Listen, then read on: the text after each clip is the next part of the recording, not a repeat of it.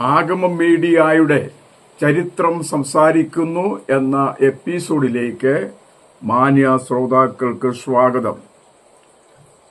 കേരളം സ്ഥിരമായി BJP ഭരിക്കുമെന്ന പ്രസ്താവന Saji Thomas നടത്തിയതായിട്ട് വാർത്തകളിൽ നിന്ന് മനസ്സിലാക്കുന്നു.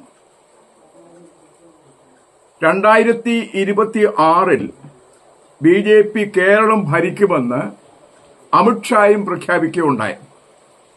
രണ്ട് വിവരം കെട്ട പ്രസ്താവനകൾ നടത്തിയിരിക്കുകയാണ് BJPക്കാർ.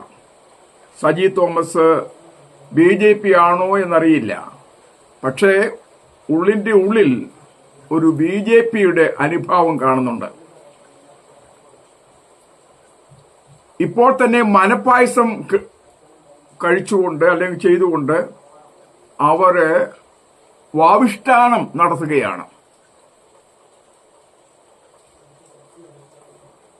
കേരളത്തിൽ വിശേഷിച്ച് തൃശൂരിൽ സുരേഷ് ഗോപി MP ആയി തീർന്നു.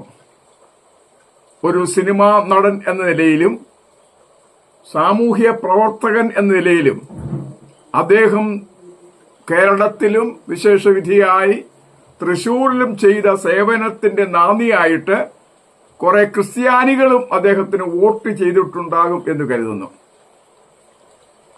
ഒരു ചക്ക വീണപ്പോൾ മുയൽ ചത്തു എന്ന് കരുതി ചക്ക വീഴുമ്പോഴെല്ലാം മുയൽ ചാകുമെന്ന് പ്രതീക്ഷിക്കേണ്ട ആവശ്യം അത്ര ശുഭകരമല്ല. ഇതിനു മുമ്പ് ഒരു MLA ഉണ്ടായി. ഒരുപക്ഷെ ഒന്നോ രണ്ടോ MLA-മാർ ഉണ്ടാകാം.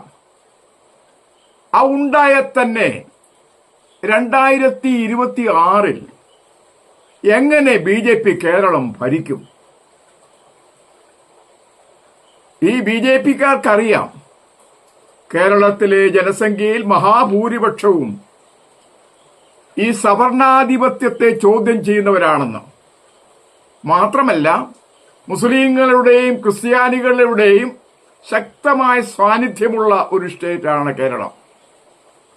സാക്ഷരതയിൽ മുൻപന്തി നിൽക്കുന്നു.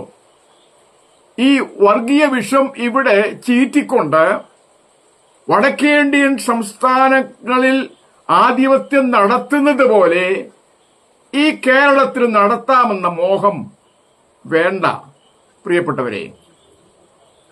ആസാമിലും UP-യിലും ബുൾഡോസർ രാജ് നടത്തിക്കൊണ്ടിരിക്കുകയാണ് BJP. അവിടെയുള്ള ന്യൂനപക്ഷങ്ങളെ അതിക്രൂരമാമിതം കൊന്നൊടുക്കിക്കൊണ്ടും പീഡിപ്പിച്ചുകൊണ്ടും ഇരിക്കുന്ന BJP ഇപ്പോൾ മഹാരാഷ്ട്രയിലും ഒറീസയിലും ആ നയം നടപ്പിലാക്കാൻ പോവുകയാണ്.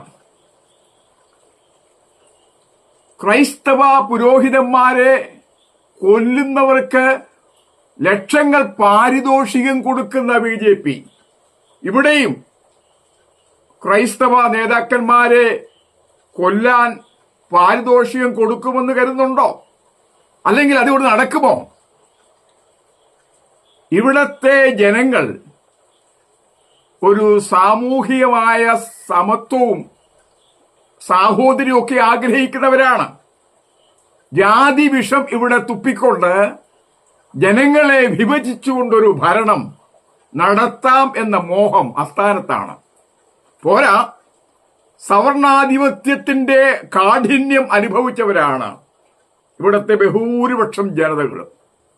ഇനിയും ഒരു സവർണാധിപത്യം ഇവിടെയുള്ള ജനങ്ങൾ ആഗ്രഹിക്കുന്നില്ല.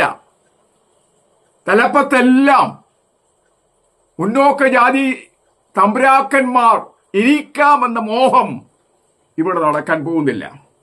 അതുകൊണ്ട് ആ സ്വപ്നമൊക്കെ അസ്ഥാനത്താണ്.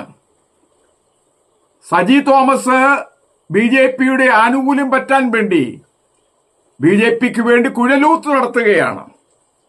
അദ്ദേഹത്തിന്റെ ലക്ഷ്യം ഏവർക്കും അറിയാവുന്ന കാര്യമാണ്.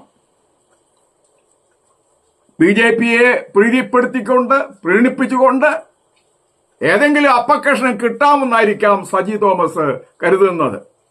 ഒരു ക്രിസ്തീയ പേരുള്ളതുകൊണ്ട് അതിന്റെ വെളിച്ചത്തിൽ ഇവിടെയുള്ള സവർണ തമ്പുരാക്കന്മാരെ സ്വാധീനിക്കാമെന്നും അവരെ സന്തോഷിപ്പിക്കാമെന്നുമായിരിക്കാം അദ്ദേഹം കരുതുന്നത്.